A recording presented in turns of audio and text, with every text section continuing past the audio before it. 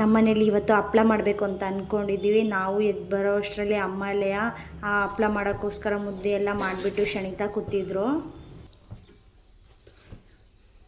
ಅಮ್ಮ ಮತ್ತು ಅಪ್ಪ ಬಿಲ್ಲೆ ಮಾಡಿಕೊಡ್ತಾಯಿದ್ರು. ನಾನು ಮತ್ತು ಅಂಜುನು ಹಪ್ಳದ ಮಿಷಿನಲ್ಲಿ ಪ್ರೆಸ್ ಮಾಡಿಕೊಡ್ತಾಯಿದ್ದು. ಸ್ನೇಹ ಮತ್ತು ಭೂಮಿ ಹಪ್ಳನ ಒಣಾಕ್ತಾಯಿದ್ರು.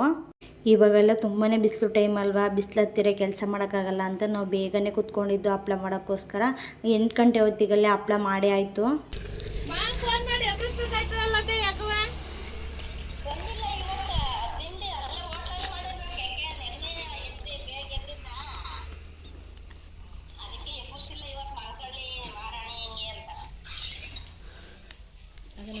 ಹೌದಾ, ನಾನು ಈ ಗಿಡನ ರಾಜಗೆರೆಯಿಂದ ನಮ್ಮ ಅತ್ತೆ ಮನೆ ಹತ್ರದಿಂದ ತೊಗೊಂಬಂದಿದ್ದೆ. ಒಂದೇ ಒಂದು ಕಡಿ ತಂದು ನಟ್ಟಿದ್ದೆ. ಇವಾಗ ಎಷ್ಟೊಂದು ಚೆನ್ನಾಗಿ ಚಿಗುರಿದೆ. ನನ್ನ ಮಗ ಹಪ್ಪಳ ಮಾಡೋಕ್ಕೆ ಬಿಡ್ತಿರ್ಲಿಲ್ಲ ಅಂತ ಆಕಾಶು ಬಾ ಊರೊಳಗೆ ಕರ್ಕೊಂಡು ಹೋಗ್ಬಾರ ಬಾ ಅಜ್ಜಿ ಮನೆ ಹತ್ರ ಅಂತ ಕಳಿಸಿದ್ದು. ಇವಾಗ ಹೋಗಿ ಅಲ್ಲಿಂದ ತಿಂಡಿ ತಿನ್ಕೊಂಡ್ಬಂದು ಹೇಳ್ತಾ ಇದ್ದಾನೆ ಏನೇನು ತಿನ್ಕೊಂಬಂದೆ ಅಂತ. ಮಿಮ್ಮಿ ಮಾಡಿತ್ತಾ ಮುಳುಗಾಯಿ ನೋಡಿ ಮಿಮ್ಮಿ ಅಂತ. ಓ ತಿಂದೇನವ? ನಮಗೆ ಇಸ್ಕೊಂಬಂದ ಇಲ್ವಾ? ಅಮ್ಮ ಒಂಚೂರು ಅಂತ ಇಸ್ಕೊಂಬರ್ಬೇಕು ತಾನೆಯಾ? ಇದನ್ನೇ ಇಸ್ಕೊಂಬರೋದಲ್ವಾ? ನಮ್ಮ ಮನೇಲಿ ಬಾಳೆಗೊನೆ ಹಣ್ಣು ಸಹ ತಂದಿಟ್ಟಿದ್ದಾರೆ ಹಣ್ಣಾಗಲಿ ಅಂತ. ನಂಗೆ ಸ್ವಲ್ಪ ಆಗ್ರಲ್ಲಿ ಕೆಲಸ ಇತ್ತು, ಅದಕ್ಕೋಸ್ಕರ ರೆಡಿ ಆಗ್ತಾಯಿದ್ದೆ ಹೋಗಿ ಬರೋಣ ಅಂತ. ನಮ್ಮ ಸ್ನೇಹ ಒಬ್ಬಳೇ ಇದ್ದಾಗ ಮಾತ್ರ ಊಟ ಮಾಡ್ತಾಳೆ. ಯಾರಾದರೂ ಇತ್ತು ಅಂದರೆ ಅವಳು ಊಟ ಮಾಡೋದಿಲ್ಲ. ಅವಳಿಗೆ ಊಟ ಮಾಡಿಸ್ಬೇಕು. ಒಂದೊಂದ್ಸಲ ನನ್ನ ಮಗನೇ ಊಟ ಮಾಡ್ತಾನೆ, ಆದರೆ ಸ್ನೇಹಗೆ ಮಾತ್ರ ಊಟ ಮಾಡಿಸ್ಲೇಬೇಕು. ಊರಿಗೆ ಬಂದಾಗಿಂದನೂ ಸ್ನೇಹಗೆ ಅಮ್ಮನೇ ಊಟ ಮಾಡಿಸ್ತಾ ಇರೋದು. ಮತ್ತು ನನ್ನ ಮಗ ಬಾರಮ್ಮ ನಿನ್ನ ತಲೆಗೆ ಎಣ್ಣೆ ಹಚ್ಚುತ್ತೀನಿ ಅಂತ ಕೂರಿಸ್ಕೊಂಬಿಟ್ಟು ತಲೆಗೆ ಎಣ್ಣೆ ಹಚ್ಚುತ್ತಿದ್ದಾನೆ.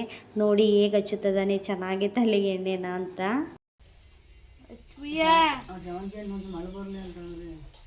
ಸಾಕು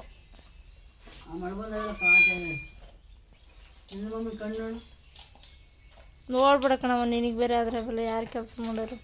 ಸಾಕು ತಲೆ ಬಚ್ಚ ಖಾಲಿ ತಲೆ ಬಚ್ಚ ಖಾಲಿ ಆಗ್ಬಿಟ್ರೆ ತಿಗ್ದಿ ಎಸೆಯೋದು ಅನ್ಕೊತ ಅನ್ಕೊಂಡೆ.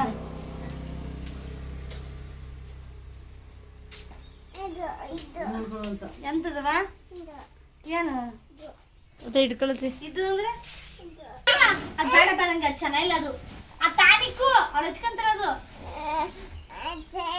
ತಲೆ ಬಚ್ಚ ಹೋಗೋಣ, ಬಿಯ ಬೇಡ ಬೇಗ. ನಾವು ಜಿದ್ದಿ ಜಾಸ್ತಿ ಹೋಗೋಣ